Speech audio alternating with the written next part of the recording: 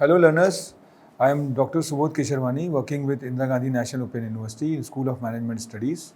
The topic which I am going to talk today is quite important because we have talked a lot on very important terms, the data and the other things, and we have talked about softwares, we have talked about the different aspects, and what we have observed that this data uh, as far as the data protection is concerned, as far as the data regulation is concerned, is very important thing because the whole world is talking about how you're going to protect,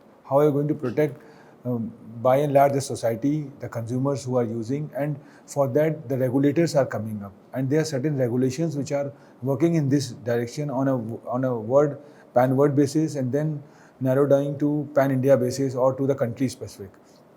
So there is a great or different kind of threat is coming up. The cyber threat is there, hacking is coming up, cyber securities are there, cyber issues are there. We are moving from brick and mortar system to click and mortar systems. And what we have observed that when we are moving and putting everything on a virtual platform, like putting the text or the the important data on the website or on the drives or on the cloud. So it's a moral duty of the providers or the service providers or the software companies to keep and protect the data. But there are certain the malpractices involved. There are certain the issues comes.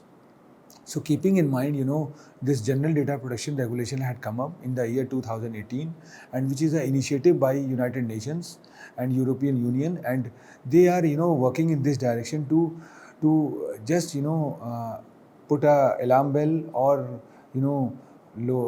find out a way so that this malpractices are need to be controlled. So protection regulation is a very important thing, and when we go in as far as the whole discussion is concerned, you will find out that regulators are right now working in a direction that putting how they are going to use the data. There are certain protocols, there are certain checklists which they have to follow, and if they are not adhere to that, the heavy penalty is going to be imposed. It's not like that it is going to be imposed on the small companies or the companies who are in the startup mode, but it's the big companies, like the Fortune 500 companies or the companies who are in the $1 trillion club. They have heavily penalized, and they have paid the huge amount not to protect the data of the individuals. There were some bad examples, and some good things are also going on. We have seen that if you go through the news, online news, you will find out that ransomware virus were there, and it had hacked the particular website of any travel company, and then they have asked the money through bitcoins. And if they are and if they have not given the bitcoins, ultimately they are going to make the data public, or use the data or use the private information of that particular consumers. So this is where the general data protection regulations had come up, and if you go more into the backdrop, the today discussion, you will find out that that how much it is important, because the whole world is talking about big data, whole world is talking about gigantic data, but right now the time had come where we have to see how we are going to protect the data, because protection is also one of the way of serving the society by and large. So anyway, this is part of our course called BCom CVCS, and Computer Application Business is the name of the course, and which is in third semester, and we are in the fifth unit, fifth chapters, and we have already 4 dedicated sessions on this particular chapter, started with computers, with business information system. We have business information system 2, then we have database management system and enterprise application. So this unit 2, this is the last head of the unit 2, or the chapter 2 rather we can say. And in this enterprise application, we have covered the different 3-letter acronyms like ERP, enterprise information system, supply chain management, transaction processing system, or the various ways of the integrated software or the enterprise application. But since we have talked a lot about computers, softwares, web applications, business information, database management system, and different applications or the different vendors who are supplying these softwares, the integrated softwares rather we can say. Now right now we are just concentrating on how we are going to talk about the privacy and other things. We will definitely talk about certain terms like cyber security, cyber threats in our forthcoming session. But as far as this GDPR is concerned, if you see this particular unit, we start with data information, then we have business information system, we have elaborately talked about database management system, then all these decision support system, 3-letter acronyms, enterprise resource planning, or MIS, management information system, which considered to be a application software or integrated application software for the business houses, are covered. So this general data protection regulation is a new terminology which had come up, or no doubt there were certain regulations were there, but people were, or the corporate house were not taking this seriously. But since this is now a regulation and the regulator is behind that, and every country is morally bound to have the chapters which is linked with the European Union chapters. So if you talk about the privacy policy by the government of India had also come up, MITI is taking care, and in the coming slide when we come to the discussion, we will find out that how the India have also taken initiatives and work as a watchdog as far as this regulation is concerned. So this is all about, and if you see this data and other things, we have very easily talk about what exactly the data is and how the data is going to be converted into information and what kind of information are you working with. I think the example had been taken from the traffic light. Restricted data, this is a stop symbol. Caution is confidential data, and when you talk about the green light, it's talk about non-confidential data. So these are the different kind of information which requires different protections. How we are going to protect, and because protection is very important, because the plastic money, the wallet informations, or the testimonials or the details about the consumers are available on the web, and this is moving in a real time manner. It's not like that it's a redundant data or the past data, and if anybody get the access to that particular data, I think it's a very severe affair, and as far as the corporate house is concerned, or the portals are concerned, or the government is concerned, is very serious, because this is also a similar kind of theft or threat. So how to come out from this theft or threat? This regulation had been formulated, and the commerce players, or the online players or the digital companies are very much adhered to that. If they are not following the procedures of GDPR, they will be in trouble, and in the coming years you will find out, or they will be going to pay a very heavy penalty if they are not following the rules and regulations. So we start with the data breach. Data breach is a security violation which sensitive, protected or confidential data is copied, transmitted, viewed, stolen or used by an individual unauthorized to do so. So what we have heard that a lot of hacking is going on, where somebody have hacked the particular portal, and then when they hack the portal, they are not hacking the testimonials or the informations of the company. They hack the consumer's data, and these consumer data are available in their wallets, or or in the form of the plastic money details or CVV number, or other details. So very easily, if someone had hacked the data, they can misuse that plastic money or the wallet information. So the data, if you talk about the data privacy, compliance with data protection laws and regulations, focus on how to collect, process, share, archive and delete the data. So if you talk about the data security measures that an organization is taking in order to prevent any third party from unauthorized access. So this is basically data security. There are certain tools also, but law, as far as the law is concerned, law used to talk about how much the data privacy is there and what's your terms and condition is. There was a time when we never go through the privacy policy or the terms and condition framed by any vendors, and we just log in, or we just register ourselves and then put the tick mark on the accepting the privacy policy, and we bother not to go into the depth and see what exactly the terms and condition is. Sometimes what happen, if you talk about the social networking sites, they have a terms and condition that whatever the information you are going to float on the social networking portal, it's going to be owned by by the particular e-commerce or the social networking company, but we never bothered that. So these are the privacy policy which talks about all those things, and the regulator is working in this direction, that whether that privacy policy is in the interest of the common users or common man, or it is going to benefit the company as a whole. So this GDPR policy is very holistic in nature. It not just only talks about the data security, data privacy, but what I was talking about, work as a watchdog. So GDPR is a data protection officer, which we usually call DPO.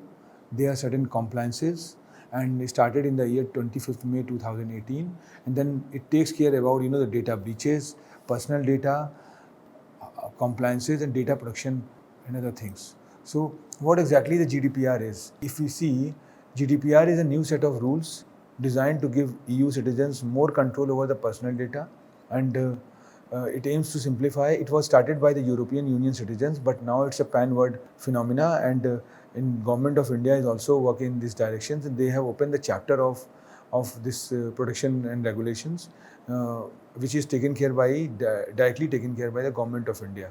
So it aims to simplify the regulatory environment for business, so both citizens and business can fully benefit from the digital economy. And if you talk about, the reforms are designed to reflect world we are living in and brings law and obligations. So fundamentally, almost every aspect of our lives revolves around the data. That is very true. And we have seen that the data is changing with the change of time. The real-time data is coming up, and from social media companies to bank retailers and government, almost every service we use involves the collection and analysis of our personal data. That is very true.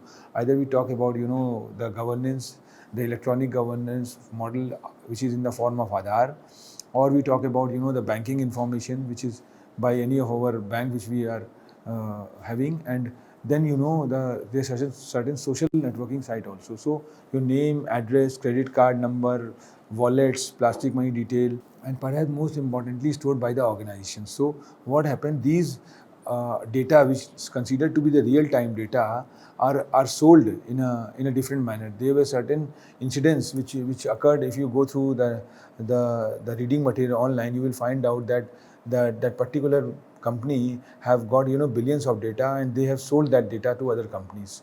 So this is very bad. So when you talk about GDPR policy regulate all those things, and if any of the company indulge in this kind of malpractices, I think they would be in big trouble. So massive penalty and heavy penalty is going to impose on them, and in that case they have no option but to become bankrupt. So this is the way by which the law is going to apply, and the General Data Protection Regulation is a regulation in EU law on data protection and privacy in the European Union and the European Economic Area. It also addresses the transfer of personal data outside the EU and EEA areas. Companies worldwide are storing and archiving a lot of personal data which need to be regulated so as to protect the personal lives of people from getting affected. So how did it come about? In January 2012, the European Commission set up plans for data protection return across the European Union, fit for the digital age. This was the model which was there, and almost 4 years later, agreement was reached on, and it involved how it will be enforced. And one of the key components of the reforms in the introduction of GDPR regulation is that it applies to the organization in all member states and has implications for business and individuals across Europe and beyond. So there was a boundary when it was restricted to Europe. Now it is open to the Indian jurisdictions also. And what does GDPR means? GDPR established one law across the continent and a single set of rules which apply to companies doing business with member states. And Commission claims GDPR will save euro 2.3 billion per year across Europe. This is the data which had been taken care from there. So, and if you talk about the Europe's rules on data protection, lawmakers are creating a business opportunity and encouraging innovations, the Commission says. So there are 7 principles of GDPR which talks about lawfulness, fairness and transparency. So what I have talked about, it's not when the regulator develops. The regulator works in a more holistic manner, more realistic manner, and having a very global impact.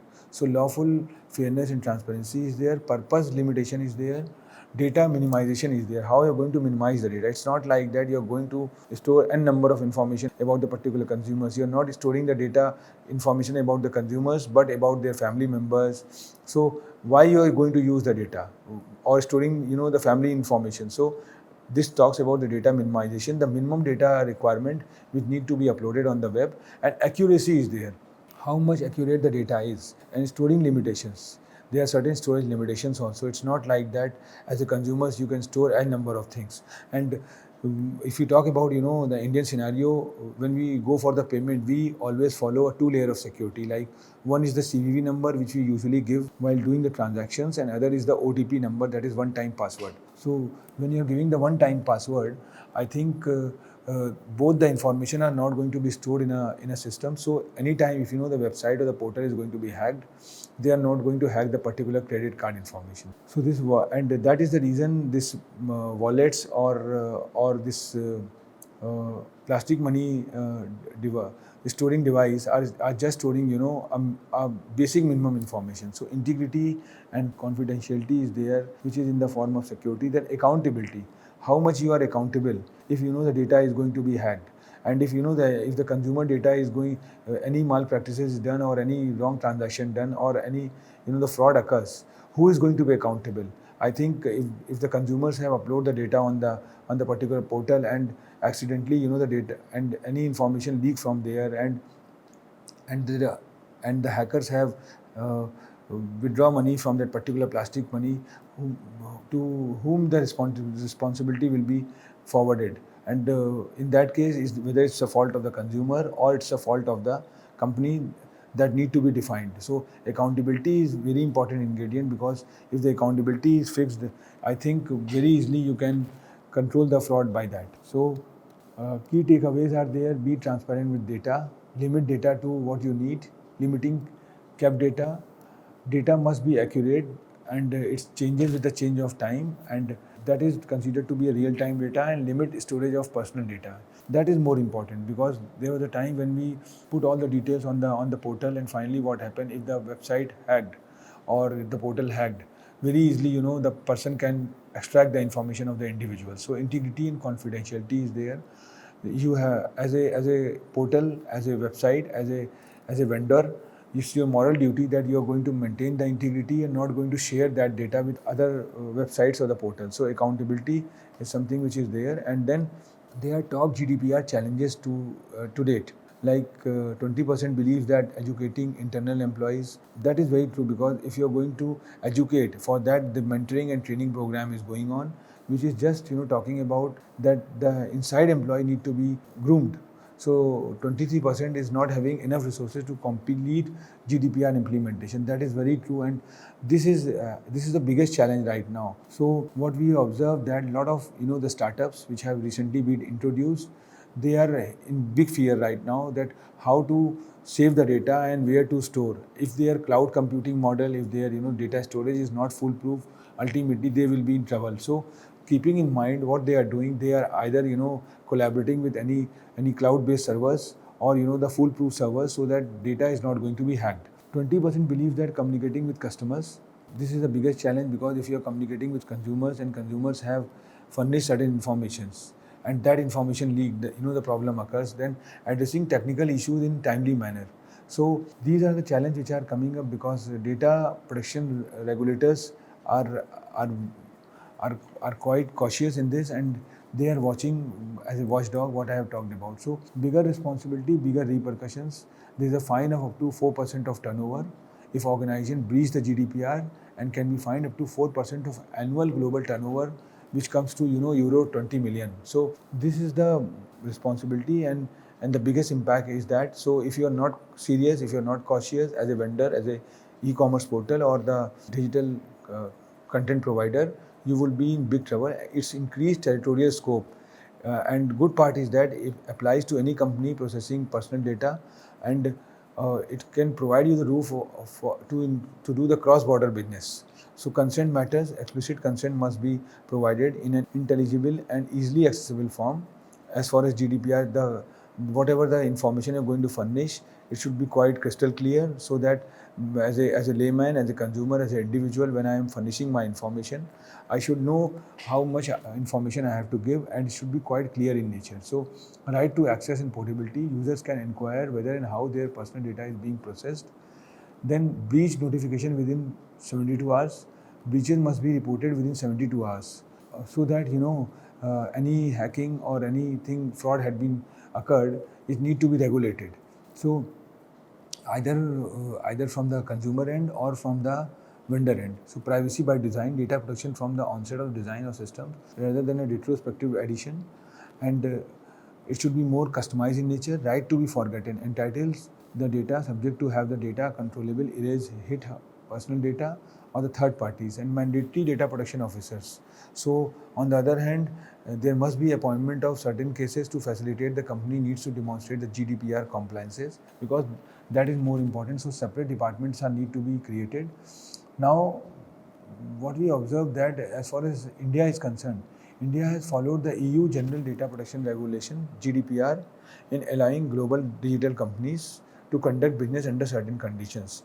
So what we observe that on the lines of this General Data Protection Regulations, India wing of GDPR had already been established, and this wing is working in this direction. So India is in the process of enacting the Personal Data Protection Bill, which was presented in the draft in the beginning of 2019 to provide cross-sectoral regulations of personal data, and then e-commerce operators like other business who have just entered into, because in India there is a great paradigm shift now. There are a lot of changes is coming up, and what we observe that a lot of players are there which are deliberately moving from brick and mortar to electronic mode, to the online mode.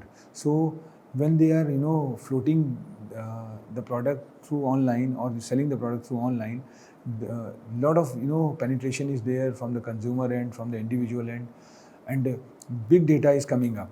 So now the challenge is that how they are going to streamline the data, big data, and use for their purpose. And but on the other hand, the severe challenge is that how they are going to store the data, or keep the data safely, so that the hackers are not going to hack, or they can make themselves away from the cyber crime or cyber threat.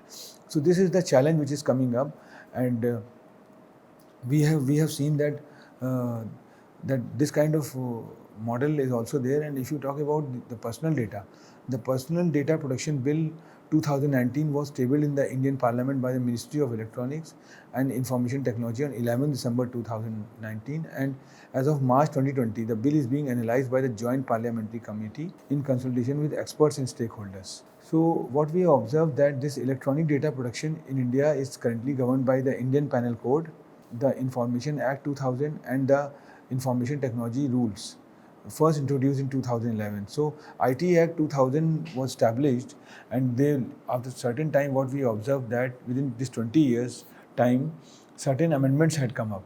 So then there was 2007, 2011, but with the change of time, this Personal Data Protection (PDPA) Act is coming into force, and this law is now taking care and working as a regulator also. So if you talk about GDPR compliances for digital marketers in India, digital markets in India directly, like digital marketers in India are website being global in nature. Almost each and every website in India draws traffic from the European Union region. That is very true. There are certain websites which are not just confined to the Indian jurisdiction, but the government of India had made certain gateways, and when any website or any foreign transaction we used to do, it moves through the gateway which had been developed by the government of India. So this works as a monitoring cell, and they are calculating, or they are locating or working on this thing. So digital marketers in India who have website traffic from European Union should definitely be concerned to adhere to GDPR regulations. So what we have observed that GDPR is changing in a very different manner, and when we are talking about big data analytics, I think the big data analytics or the real time information is there. There was a time when nothing was in a brick and mortar, nothing was in an electronic mode or in an online mode.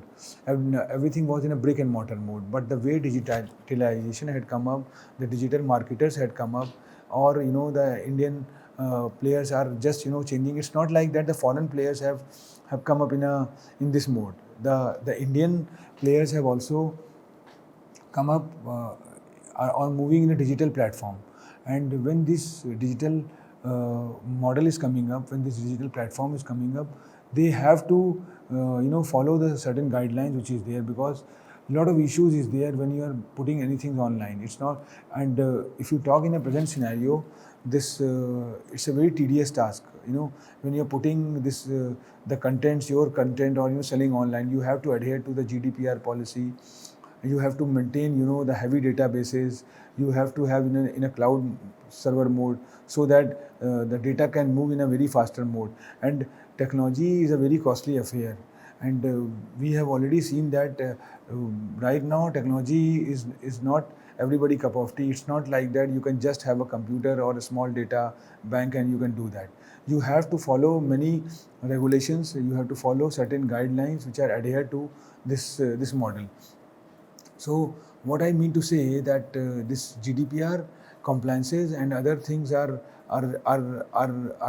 changing with the change of time. And if you see this particular image, I think what we have observed that this as far as lawfulness and transparency is concerned, this storing or limitations, there are certain storing limitations also we have talked about. If we go more into the depth of these principles of GDPR, we see that confidentiality and integrity is also important, and how much the accountability is there, how much this integrity and confidentiality is there, that need to be taken care, because in GDPR we have to see that how we are going to take care. And now the other thing is that, which I was talking about, that that data breaches, data security, and cyber threats and cyber crime are there. The way things are changing, and if the companies are not adhered to this particular platform, and if they are not changing themselves with the change of time, they will be in big trouble.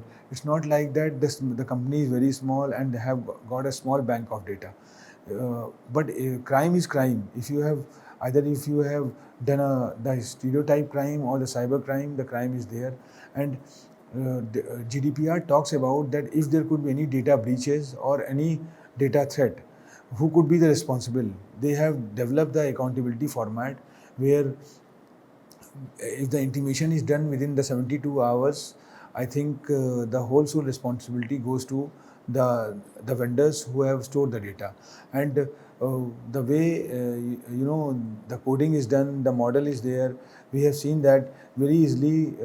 You will find out that these kind of changes is there.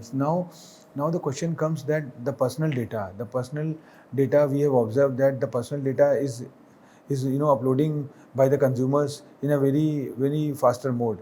In Aadhaar, as far as the e-governance side is concerned, like maintaining of Aadhaar card or direct bank transfer, there also there is a possibility that cyber crime could occur. So how the government is going to take care, because this is a rule which is not applied to the private vendors or the e-commerce portal, but to the government also, because and the banking industry also. There are certain banks which are private banks, there are certain banks which are nationalized banks. So, and when you talk about the bank, it's purely deal with the finance, and there is a possibility that the fraud can be occurred, because the money which is in the bank account can very easily diverted to the other uh, person's account. So how the bank is going to be working in this direction, that need to be taken care. And what we have observed, yes, that there are certain compliances, GDPR compliances, which need to be important. And if you talk about this particular takeaways, like there are 7 principles which talks about be transparent with data. Number 1. Number 2, limit data to what you need.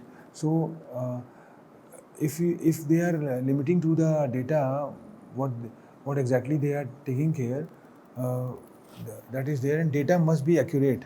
And what we observe that sometimes what happen, wrong information pertains to that, and the genuinity of the information is also going to be checked with that. So I think we have talked a lot about GDPR, and General Data Protection Regulator is a new step in this direction, and it's not confined to the Western worlds, but the pan world, the countries or the vendors, or the government, or the e-commerce portals who are just storing the data. they are going to be quite cautious into it and work on this. I think we can wind up my session by that, and the next session is going to talk something more over and above to this what we have discussed in this preceding sessions. Thank you very much.